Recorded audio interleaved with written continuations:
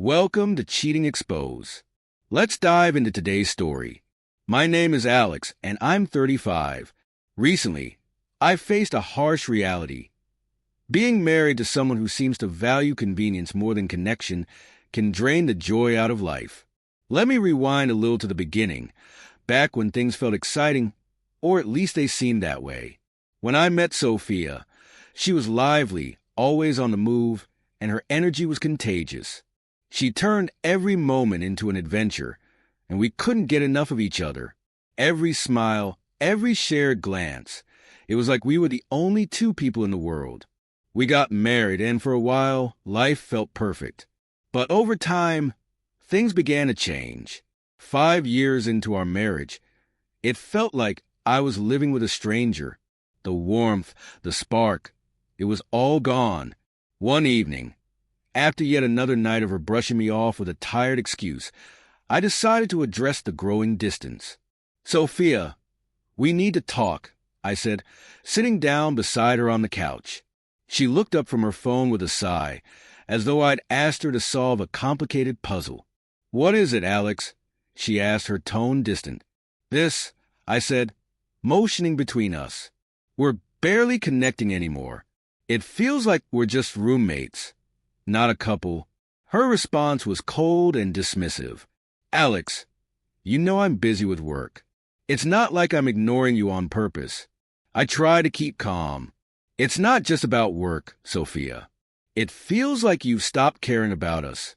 She shrugged and returned her attention to her phone. "Marriage isn't always about passion. Sometimes it's just about being there." Her words hit harder than I expected. Was this what we had become? A practical arrangement with no intimacy or connection. I knew marriage wouldn't always feel like fireworks, but I hadn't expected the spark to die so soon. Over the following months, I tried everything to revive our relationship. I planned romantic dinners, helped around the house without being asked, and even suggested a weekend getaway. Each effort was met with a polite smile or a vague maybe later. But later never came. One night, I proposed we see a counselor. I thought an impartial third party could help us rebuild what we had lost. Her reaction? A dismissive laugh. "Alex, we don't need therapy. We just have to ride this phase out," she said. It didn't feel like a phase to me. It felt permanent. And the worst part? I began to suspect that Sophia was perfectly content with the way things were. She wasn't interested in making any changes.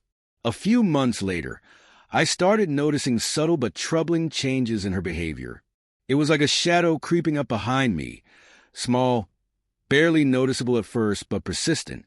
She began spending more time with her friends, going out more often, and staying late at work. Our weekends, which used to be about us, were now filled with social events where I wasn't invited. One night, I noticed her texting someone late at night.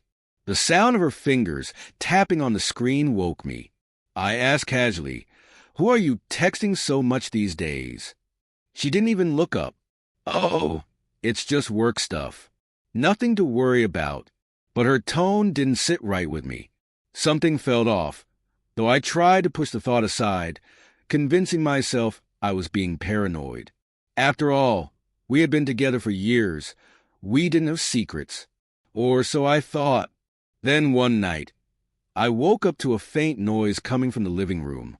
I got up to check, thinking she might have dropped something or needed help. But when I peeked around the corner, my heart sank. Sophia was on the phone. Her voice was soft, almost tender, and she was laughing. A genuine, heartfelt laugh I hadn't heard in a long time. She was talking to someone, a man, and the way she sounded, it was like she had found a connection I hadn't felt with her in years. For a moment, I froze, unsure of what to do. Finally, I gathered the courage to step into the room. My voice was shaky as I asked, "Who are you talking to?"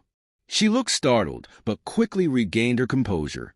"Oh, it's just a coworker," she said smoothly. She spoke in a calm voice, but there was a sense of urgency in it. "I'll talk to you soon. Goodbye." With that, she quickly ended the call, pressing the phone off with almost mechanical precision. I stood there for a moment, still processing what had just happened, before I turned around and walked back to the bedroom. As I lay in bed, staring at the ceiling, my mind began to race. What was really going on? I couldn't shake the feeling that something was wrong. She had told me it was just a coworker, but I didn't fully believe her. The way she ended the conversation so quickly, the urgency in her voice, it didn't sound like a simple work call. I tried to push the thought aside, but it clung to me, filling me with suspicion. It felt like there was something I wasn't seeing, something she wasn't telling me. Over the next few days, I paid closer attention to Sophia. She was spending even more time out with her friends, going for drinks after work, or staying late at the office. I told myself she was just busy, that things were hectic, but deep down, something in my gut told me otherwise. There was a change in her behavior, a shift that didn't feel right. Every time she came home late or mentioned another spontaneous outing, the doubt in my chest grew stronger. One afternoon, I got home early from work. I hadn't expected to be back so soon, and as I walked down the hallway, I noticed something strange. Sophia's phone was sitting on the table, face up and unattended. It was unusual for her to leave it like that. I had never been one to snoop, but for some reason, I found myself walking toward the phone. My heart raced as I hesitated for a moment, torn between trusting her and betraying her privacy. Curiosity, however, gnawed at me, and I couldn't stop myself. Sophia was in the shower, getting ready to go out that night. I knew she wouldn't be back for a while, which gave me the chance to take a quick look. I glanced at the screen, and my breath caught in my throat. There was a message from someone named Chris. The message was simple, but it was enough to send a chill down my spine. Can't wait to see you tonight. I've been thinking about you all day. I stood there frozen, the weight of the words sinking in. I could hear the sound of water running in the bathroom, and my pulse raced. I quickly composed myself, setting the phone back down and trying to act normal. Just as I did, the sound of the shower stopped. Sophia emerged, wrapped in a towel, her wet hair dripping down her shoulders. "You're home early," she said, offering me a surprised smile as she wiped her face with a towel. "Yeah, I finished up early today," I said, trying to keep my voice steady. She gave me a quick glance before turning to dry her hair. "I'll be heading out soon. Got some friends I'm meeting," she added. I took a deep breath, my mind racing with questions. "With who, exactly?" I asked, trying to keep the suspicion from creeping into my voice. She paused, glancing over at me with a faint smile. "Just some friends from work. Nothing special." "Good," I said, though I didn't believe her for a second. I could feel the lie hanging in the air. She wasn't telling me everything. I watched her finish getting ready, my stomach twisted with thoughts of Chris.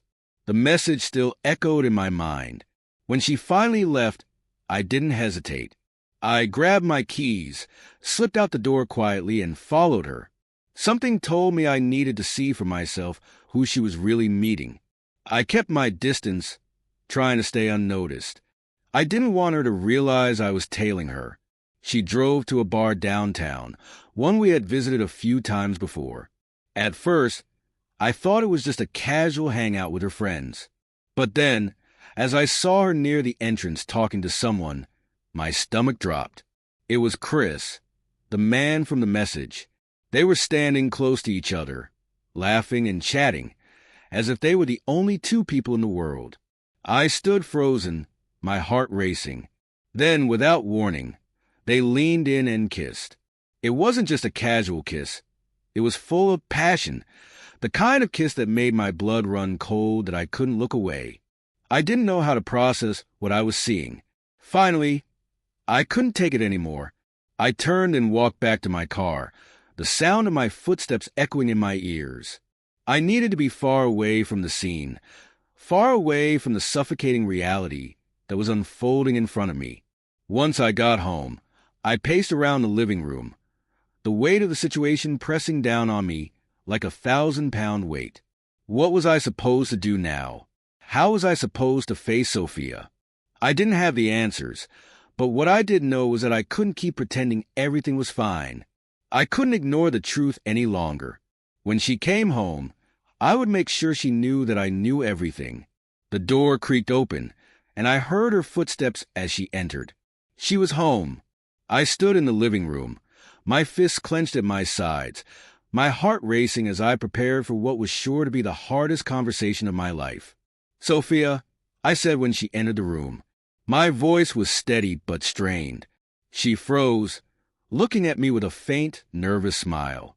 "Hey, babe, I'm back." I didn't respond. I just stared at her, watching how she avoided eye contact, how she shifted uncomfortably. The silence stretched between us, thick and suffocating. "I saw him," I said, my voice cold. Each word felt like a knife. "What are you talking about?" she asked, confusion in her tone. "Stop pretending you don't know what I'm talking about. I saw the message. I followed you, and I saw you with him." "You followed me?" she snapped, her eyes narrowing. "What's that? A new thing? So, wherever I go now, you're just going to follow me?" Her voice dripped with anger. "Are you out of your mind?"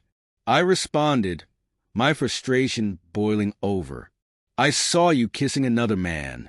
You're cheating on me, and this is your answer." "Yeah, what about it?" she retorted, crossing her arms. "What about it? We're married, Sophia. And you're asking me what about it? You're supposed to be with me. Only me. So what if we're married? If I want to sleep with other guys, I will. I don't owe you exclusivity." She shot back with defiance. "I thought you were more open-minded than this. I'm just sleeping with them. It's not like I have feelings for them. That's the point of a marriage, exclusivity." I shouted, my frustration reaching a breaking point. "But what am I talking about? The last few months, there's been no intimacy between us. Derek, our marriage isn't just about intimacy. It's more than that," she said dismissively, as though it was nothing. "What intimacy? There's no intimacy at all," I said, my voice cracking with frustration. "So you prefer sleeping with other men rather than your husband?" "It's fine," she replied coolly, shrugging. "We use protection." I laughed bitterly, disbelief creeping into my voice. "Are you listening to yourself? I can't believe this.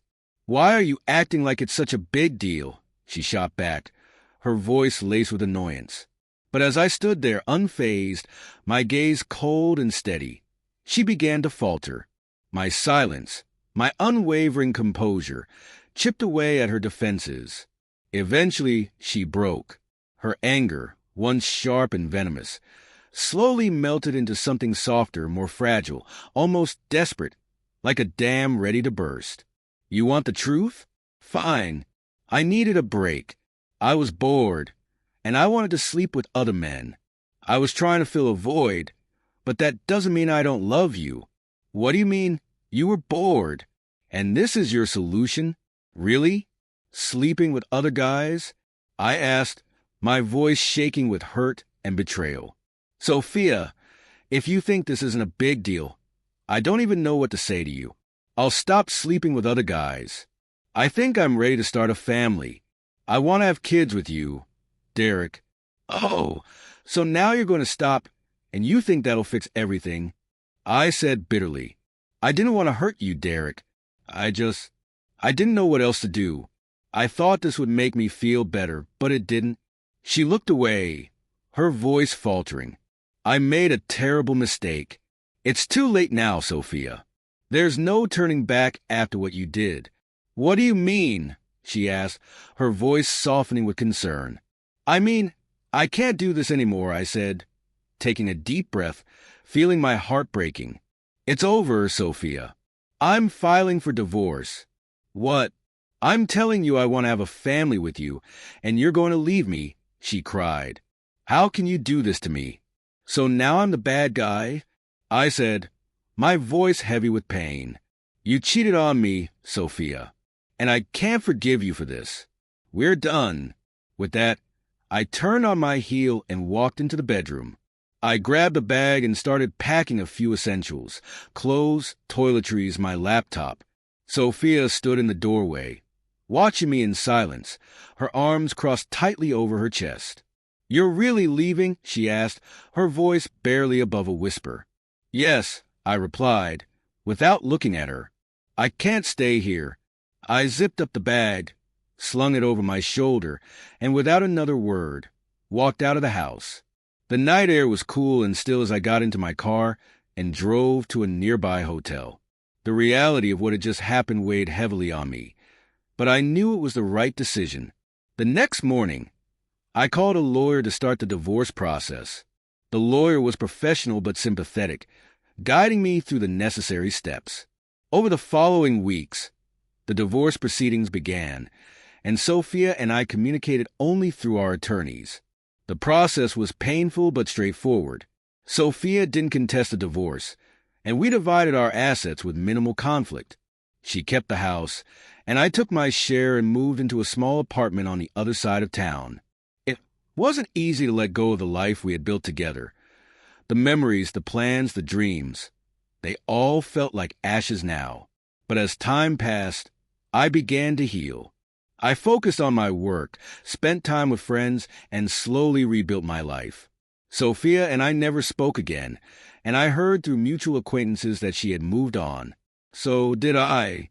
Eventually, the pain of betrayal lingered for a while, but it became a distant memory as new experiences and relationships filled the void. In the end, I realized that sometimes letting go is the only way to find peace.